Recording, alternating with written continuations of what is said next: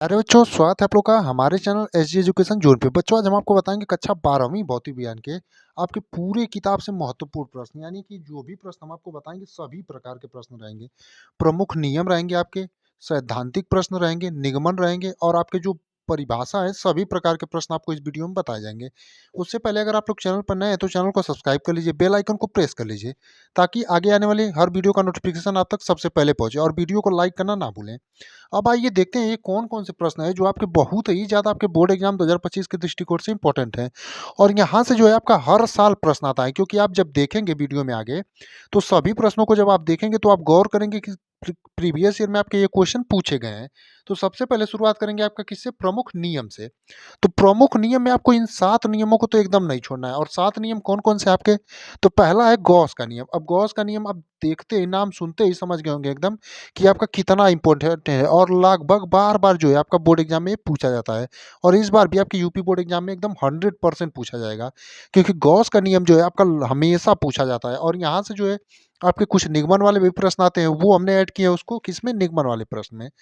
दूसरा आपको नियम में तैयार करना है क्या? कूलाम का नियम, यानी कि कूलाम का नियम आपके पहले चैप्टर में ही है और शुरुआत में ही आपका सबसे पहले यही आता है, कूलाम का नियम। तो इसको भी आप लोगों को एकदम बढ़िया से तैयार कर जाना है। तीसरा आपका है ओम का नियम। तो ओम का नियम भी आपका बहुत ही ज़्यादा इंपॉर्टेंट है आपके यूपी बोर्ड एग्जाम के दृष्टिकोण से। तो ओम के नियम को भी आपको एकदम तैयार कर जाना है, और इसको भी आप वेरी इंपॉर्टेंट में ही रखिए। चौथा और बहुत ही ज़्यादा, जैसे गॉस का नियम आपका इंपॉर्टेंट है, उसी प्रकार से आपका किरचॉफ का नियम। और ये भी जो है आपके इसमें किरचॉफ के 2 नियम होते हैं, प्रथम और द्वितीय नियम। एक को संधि का नियम कहते हैं, एक को धारा अथवा लूप का नियम कहते हैं। 2 नियम होते हैं, दोनों नियमों को आपको तैयार करना है, क्योंकि कभी-कभी किरचॉफ का प्रथम नियम आपसे पूछ देता है और कभी-कभी किरचॉफ का द्वितीय नियम। तो आपको छोड़ना एक भी नहीं है, किरचॉफ के दोनों नियमों को तैयार करना है। अगला जो आपको नियम में तैयार करना है, बायो-सेवर्ट का नियम, यानी कि बायो-सेवर्ट का नियम। और यहाँ से जो है, यहाँ पर आपको निगमन वाला भी ऐड कर लीजिए, क्योंकि बायो-सेवर्ट में जो होता है कभी-कभी सूत्र का निगमन भी करने के लिए दे देता है, यानी कि आपका जो सूत्र प्राप्त होता है उसको आपको निकालना रहता है। लेकिन आपको बायो-सेवर्ट का नियम तो एकदम बढ़िया से तैयार करना है। अगला आपको आइंस्टीन का प्रकाश विद्युत समीकरण, यानी आइंस्टीन का जो प्रकाश विद्युत समीकरण से संबंधित नियम है, उसको भी आपको एकदम बढ़िया से तैयार करना है। इसमें जो आपको सातों नियम बताए जा रहे हैं, इन सातों को तो आपको एकदम नहीं छोड़ना है, इन सातों को सबसे पहले तैयार करना है, क्योंकि ये जो सातों हैं आपके बहुत ही ज़्यादा बोर्ड एग्जाम के दृष्टिकोण से इंपॉर्टेंट हैं। अगला है एम्पियर का परिपथी नियम। एम्पियर का परिपथी नियम भी आपका एक बहुत ही इंपॉर्टेंट नियमों में से एक है, और इसको भी आप महत्वपूर्ण की श्रेणी में रखिए।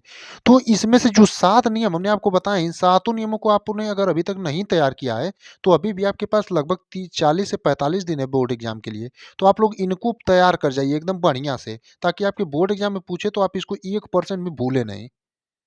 अगला देखेंगे आपका महत्वपूर्ण निगमन, यानी कि हमने पहले देखा आपका प्रमुख नियम, जिसमें आपका गॉस का नियम, कूलाम का नियम, ओम का नियम, किरचॉफ का नियम, बायो-सेवर्ट का नियम, आइंस्टीन का प्रकाश विद्युत समीकरण का नियम, एम्पीयर का परिपथी नियम, यानी कि 7 नियम देखे। अब इसमें देखेंगे आपका कुछ महत्वपूर्ण निगमन, जो कि आपके हर साल जो है बोर्ड परीक्षा में पूछे जाते हैं। अगर मान लीजिए बोर्ड परीक्षा में आपका निगमन इनका नहीं पूछेगा, तो इनसे संबंधित आपका क्या पूछ देगा? न्यूमेरिकल ही पूछ देगा। लेकिन यहाँ से क्वेश्चन आपके घुमा फिरा के बनते ही बनते हैं, तो इनको भी आपको एकदम नहीं छोड़ना है। जो भी बच्चे तैयारी कर रहे होंगे उनको खुद ही पता होगा कि ये सभी क्वेश्चन जो हम आपको बता रहे हैं कितने ज़्यादा आपके बोर्ड एग्जाम के दृष्टिकोण से इम्पोर्टेंट है। तो उनको ज़्यादातर जो बच्चे तैयारी कर रहे हैं उनके लिए तो बहुत ही एकदम इन क्वेश्चनों का अलग लेवल का महत्व होगा, और जो लोग नहीं पढ़ना चाहते हैं तो वो तो सोचेंगे ही कि महत्वपूर्ण नहीं है। जैसे पहला आपको क्या तैयार करना है महत्वपूर्ण निगमन में? समांतर प्लेट संधारित्र की धारिता का सूत्र का निगमन, यानी आपका जो समांतर प्लेट संधारित्र की धारिता होती है, उसके जो सूत्र का आपका होता है उसका निगमन करने के लिए आपके बोर्ड एग्जाम 2025 में दृष्टि में दे सकता है, यानी कि आपका समांतर प्लेट संधारित्र की जो धारिता का सूत्र होता है उसको आप कैसे निकालेंगे। दूसरा और वेरी इंपॉर्टेंट क्वेश्चनों में से एक, और लगभग आपका जो है किसी ना किसी सेट में यूपी बोर्ड में हमेशा पूछा जाता है, कि विद्युत द्विध्रुव की अच्छी स्थिति में विद्युत क्षेत्र की तीव्रता का व्यंजक, यानी जो विद्युत द्विध्रुव की अच्छी स्थिति में विद्युत क्षेत्र की तीव्रता का आपका जो व्यंजक है, और ये जो है आपका कभी कभी 3 नंबर में पूछ लेता है और कभी कभी 5 नंबर में। इसमें आपको निकालना क्या रहता है? ई बराबर 1/में 4 pi epsilon not into 2p/r Q, यही है इसका फॉर्मूला जो होता है मेन, आपको निकालना रहता है निगमन करके, कि कैसे ये फॉर्मूला जो है आपको प्राप्त होता है। और इसमें जो भी क्वेश्चन हम आपको बता रहे हैं सबका जो है हमने प्रॉपर आपको सॉल्यूशन के साथ वीडियो भी बता रखा है, यानी प्रॉपर सॉल्यूशन भी उनका है। तो जिनको अगर इनके सॉल्यूशन में दिक्कत होगी, वो आपका कक्षा 12वीं फिजिक्स के नाम से प्लेलिस्ट होगा, उनमें से जा करके सबका सॉल्यूशन देख सकते हैं। बात करते हैं अगले निगमन की, तो अगला आपको तैयार करना है एक समान विद्युत क्षेत्र में द्विध्रुव पर लगने वाले बल आघूर्ण का व्यंजक। यानी कि आपका एक समान जो विद्युत क्षेत्र है उसमें द्विध्रुव पर लगने वाले बल आघूर्ण का जो व्यंजक है उसको आप कैसे प्राप्त करेंगे, इससे जो है आपको प्रश्न पूछा जाएगा, तो इसको भी आपको तैयार कर लेना है। और आपका चौथा नंबर का जो है ये तो वेरी इंपॉर्टेंट में से एक है, क्योंकि व्हीट स्टोन सेतु भी आपका जो है किसी ना किसी सेट में जो है हमेशा पूछा जाता है कि व्हीट स्टोन सेतु की संतुलन अवस्था में उनकी भुजाओं में संबंध। यानी कि आपका व्हीट स्टोन सेतु की जो संतुलन अवस्था होती है यानी पी बटे में क्यू बराबर आर बटे में यश जो होता है, इस अवस्था में जो होती है उनकी भुजाओं में संबंध आपसे पूछेगा। तो इसको भी आपको एकदम नहीं छोड़ना है। बाकी इसमें जितने भी क्वेश्चन हम आपको बताएंगे उनको आपको एकदम नहीं छोड़ना है, सबको एकदम बढ़िया से तैयार करते चलना है। अगला जो है आपको तैयार करना है दो समांतर धारावाही चालक तारों के बीच लगने वाला बल। यानी कि आपका दो समांतर जो धारावाही चालक तार होते हैं उनके बीच लगने वाला जो बल होता है उसका सूत्र का आपको निगमन करना रहेगा। और ये जितने भी निगमन वाले प्रश्न आपको बता रहे हैं 6 ही हम इसमें लिखे हैं, और 6 आप देख सकेंगे कि आपके बोर्ड एग्जाम में कितने ज़्यादा प्रीवियस ईयर में पूछा गया है। अगला है छठवां वाला आपको तैयार करना है अनंत विस्तार की समतल आवेशी चादर के निकट विद्युत क्षेत्र की तीव्रता का व्यंजक। और ये जो है आपका गॉस की प्रमेय से ही संबंधित है कि अनंत विस्तार की समतल आवेशित चादर के निकट विद्युत क्षेत्र की तीव्रता का व्यंजक ज्ञात कीजिए। तो हमने आपको पहले ही कहा था गॉस के नियम में सिर्फ नियम ही नहीं पूछता है, निगमन से भी संबंधित प्रश्न पूछता है। अब निगमन और जो नियम वाला प्रश्न है वो खत्म हो चुका है। अब आगे हम देखेंगे महत्वपूर्ण सैद्धांतिक प्रश्न। हमने आपको पहले ही कहा था कि इसमें आपको जो है हर प्रकार के क्वेश्चन बताए जाएंगे जो कि आपके बोर्ड एग्जाम में पूछे जाएंगे, और यहाँ से प्रश्न आपका हर साल आता है। महत्वपूर्ण सैद्धांतिक प्रश्न में पहला देखेंगे प्रत्यावर्ती धारा जनित्र डायनेमो का सिद्धांत और कार्यविधि। और इसका आपको सॉल्यूशन हमने पूरा एक प्रॉपर जो है प्रत्यावर्ती धारा डायनेमो का वीडियो बना करके जो है बताया है।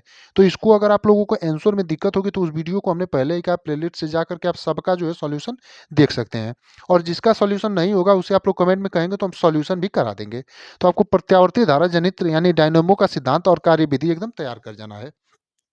अगला जो है महत्वपूर्ण सैद्धांतिक प्रश्न में आपको ट्रांसफार्मर का सिद्धांत और कार्यविधि, यानी जैसे प्रत्यावर्ती धारा का है जनित्र और डायनेमो का है, उसी प्रकार आपको ट्रांसफार्मर का सिद्धांत और कार्यविधि जो है ये भी आपका वेरी इंपॉर्टेंट प्रश्नों में से एक है, और लगभग हर साल ये भी किसी ना किसी सेट में पूछा जाता है।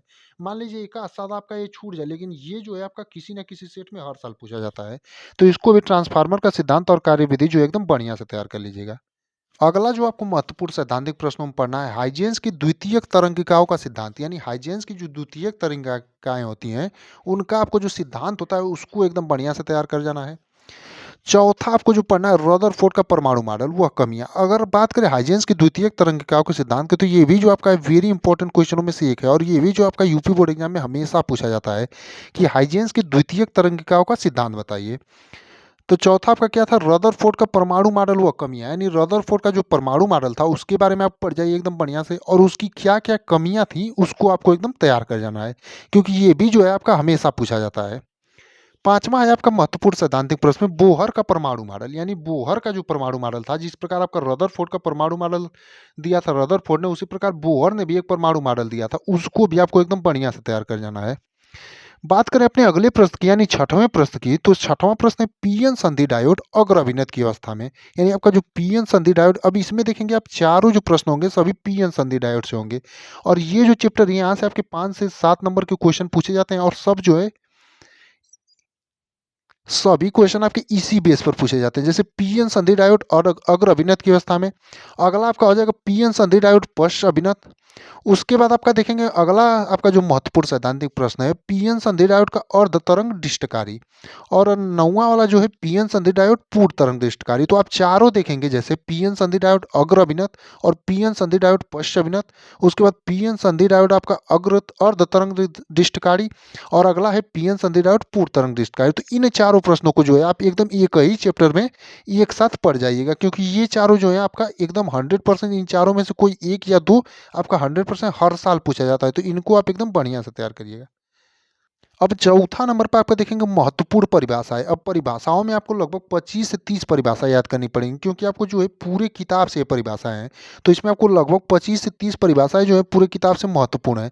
जिस प्रकार हमने महत्वपूर्ण सैद्धांतिक प्रश्न देखा और आपका नियम देखा और निगमन देखा, तो उसी प्रकार आपकी परिभाषाएं हैं, तो परिभाषाएं थोड़ी ज़्यादा होंगी। और इसमें आपको ज़्यादा परिभाषा के साथ साथ क्या याद करना है, इनका बीमा याद करना है, क्योंकि ये 1 नंबर में पूछ लेता है, और मात्रक याद करना है, और इनका जो होता है सूत्र क्या होता है, यानी कि जो परिभाषाएँ होती हैं उनका, जैसे ई बराबर आपका विद्युत द्विध्रुव आघूर्ण होता है, तो उसका कुछ फ़ॉर्मूला भी होता है।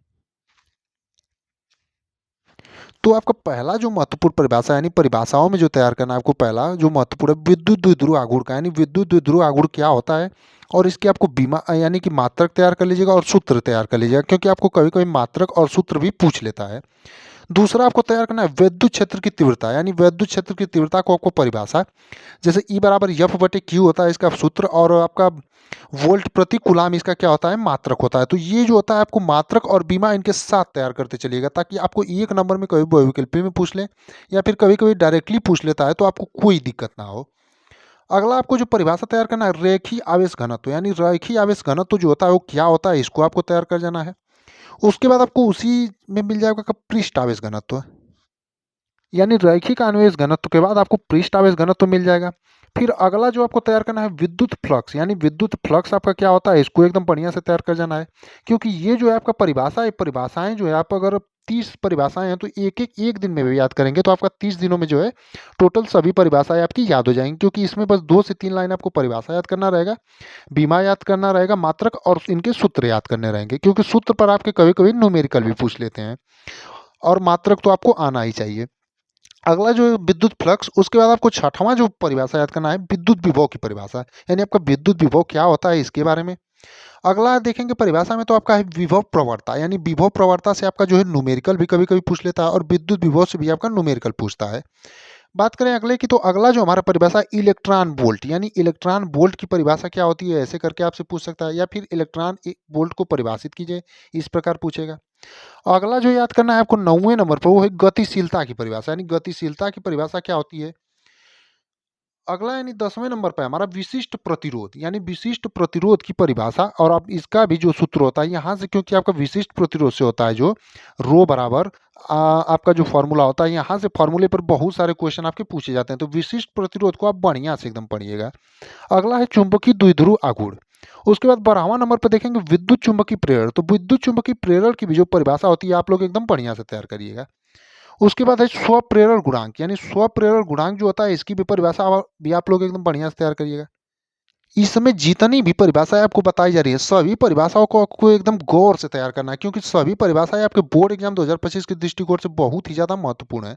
अगला आपको 14वें नंबर पर तैयार करना है अन्योन प्रेरण गुणांक, यानी अन्योन प्रेरण गुणांक की परिभाषा, और इसके जो सूत्र आपके होते हैं, सूत्र और बीमा हम आपको बार बार बताते चल रहे हैं, सूत्र बीमा और मात्रक जो है परिभाषा के साथ आप एकदम गौर करते चलिएगा।